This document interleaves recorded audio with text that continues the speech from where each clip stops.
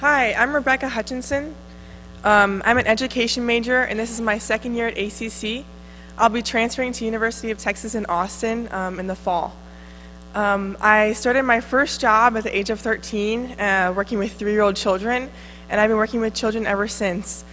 So my job as a camp counselor during high school really ignited my passion for working with children and studying how we treat children can impact our future. So today we've been exploring many topics pertaining to peace like neuroscience, language, domestic violence. So you may be wondering, what does parenting have to do with peace? How does parenting affect situations in the world today? Are children important in the grand scheme of the world situation? Are children peace builders? If so, how? Psychodynamic approaches to personality by Sigmund Freud, Carl Jung, Karen Horney, and others believe that hidden drives that motivate the personality are shaped by childhood experiences. To many developmental psychologists, changes in information processing, the way people take in, use, and store information, and abilities to organize and manipulate information occur early in childhood. Even infants can remember for months events in which they actively participated. So parenting can lead children to become peace builders because children are developing humans that have a personality that can choose peace over conflict or violence. So what is parenting for peace? To practice parenting for peace does not mean that you have to donate to a nonprofit organization, buy a tie-dye t-shirt, shop at Whole Foods. Peace parenting is simply just good parenting. So good parenting aims to help the child develop into a happy, healthy, and self-confident human being. It helps foster empathy, honesty, self-reliance, self-control, kindness, cooperation.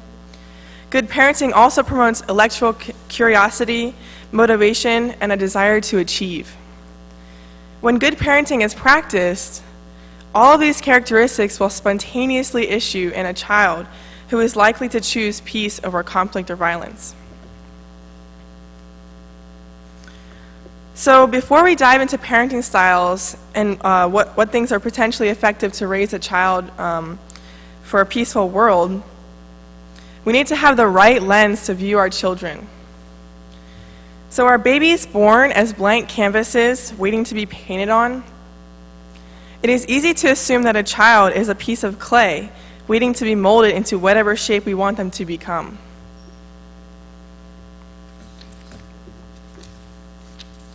But actually, psychology shows that babies are born with a temperament, an innate disposition that emerges early in life and is the root of adult personality. A child's temperament includes general activity level and mood. For instance, some children are quiet and calm, while others are irritable, easily upset, and difficult to soothe. Temperament is quite consistent and stable from infancy to adolescence. So since babies are born with a distinct disposition, we need to learn to respect their temperament and not try to mold them into something that they are not. Instead, we should be open to learn about the child, who they are, what they like, what motivates or discourages them, and parent each child differently according to their temperament. As a parent, we should foster our children's independence and responsibility. In order to do this, children must have some responsibilities while they're growing up. We definitely should give responsibilities and demand considerate behavior for them, but at levels that are appropriate to each child's stage of development. Also, to help them grow into independent, responsible people, we should guide them to learn through experience instead of strictly through instruction. This will cause them to build their self-esteem from within and empower them to do things on their own. For example, we may walk them through a task once, then let them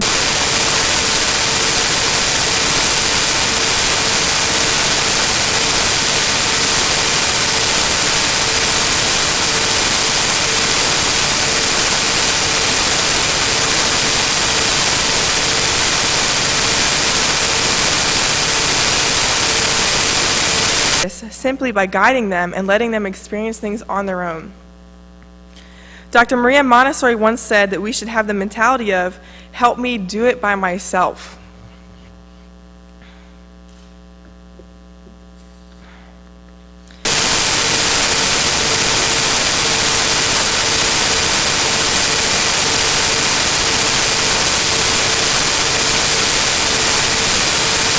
This means that parents who rely on corporal punishment or verbal abuse to control their kids are unwittingly acting as models for bullying behavior. In regards to discipline, it is important to understand the reason behind the child's bad behavior, because then we can address their real needs and not just punish them for acting in a way that is undesirable.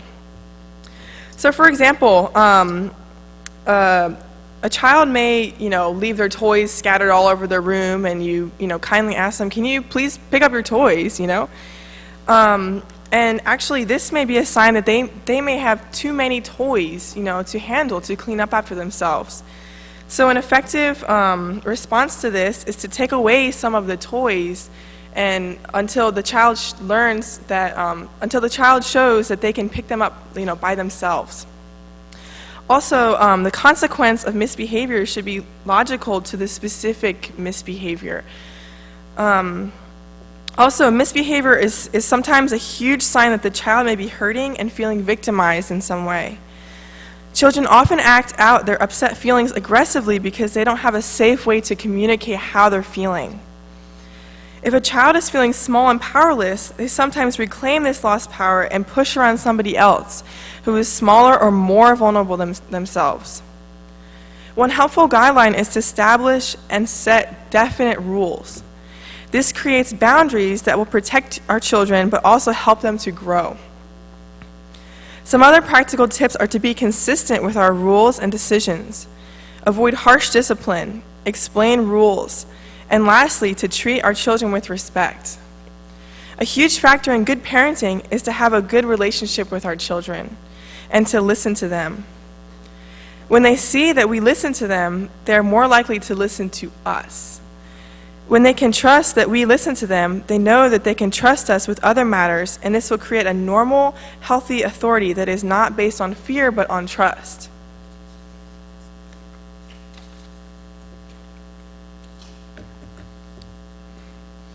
So according to Dr. Maria Montessori, punishment and rewards are ineffective tools. Dr. Robin Grill states in his book, instead of lavishing children with congratulations, it's better if they focus internally on the pleasure they derive from accomplishment. It is this self-enjoyment that provides the greatest fuel for perseverance and further learning. It can be the most encouraging and supportive to say, "You look like you enjoyed that. How did it feel to do that?" It is also a good idea to ask our children about their own self-evaluation. For example, how do you like your drawing? Or, are you happy with how the piece fits into the puzzle? There are few things so nourishing to your child's self-esteem and so enriching to your relationship with them than your interest in their inner world of feelings and emotions. Some things you could say are, how do you feel about the story you wrote? How did it feel to write it? Did you enjoy telling it? How did you come up with those ideas for your story? Also, an I statement keeps you from holding a position of power over our children. It creates an honest and fulfilling connection while not interfering with the child's experience of himself. For example, you could say, "I love how you wrote your story," instead of something like, "Wow, you're a good writer." Also, to avoid praise that is manipulative, we must ask ourselves, when giving a positive comment, are we trying to seduce the child into pleasing us again, into making us proud, or are we genuinely glad to see the child accomplish something that pleases them? Praise can be great when it is used properly and not in manipulation. Rewards should not be guaranteed in advance, nor guaranteed every time the child does something we like. Positive feedback is best for our relationship with our child when it is offered spontaneously, when it springs from the heart and not used to get something from the child that we desire. So to children, morality can be an abstraction that is followed without any inward conviction. And it can be done to please others in an outward way. Instead of teaching morality, it is better to promote and foster the child's natural development of empathy. Empathy is an internal and natural morality, and it emerges spontaneously because it is fueled by the heart. When children are treated with empathy, and when they know the adults around them as people with their own needs, limits, vulnerabilities, they mature emotionally. This strongly helps them become naturally considerate, responsible, and empathetic. They become individuals with strong self-worth and a good social awareness.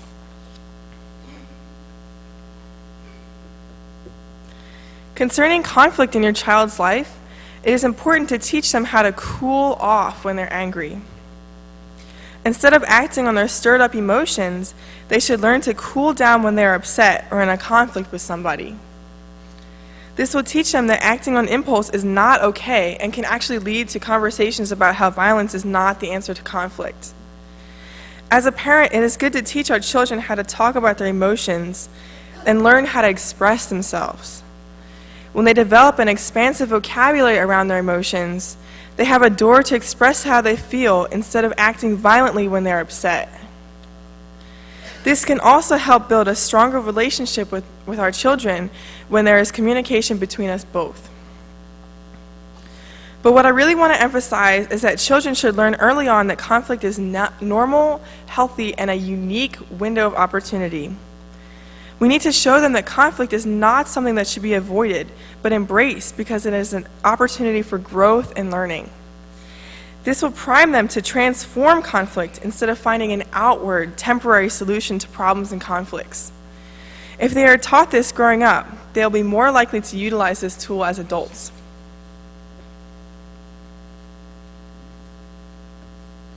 So because children learn by patterns and models, we should educate our children about people in the past and present who strive for and accomplish some kind of peace in the world.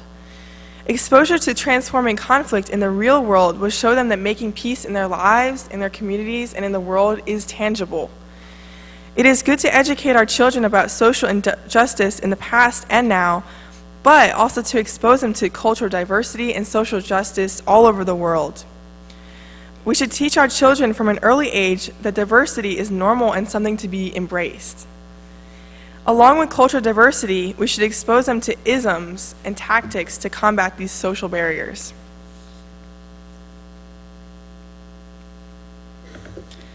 So overall, on a few points, peace parenting respects the child's temperament, gives appropriate responsibility, and understands the child's needs instead of punishing bad behavior.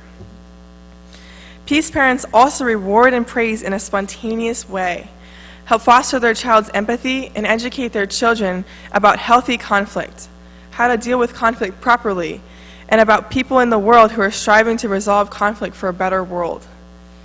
Parenting that focuses on techniques like these raise children who are simply prepared to do something with conflict transformation when they hear about it.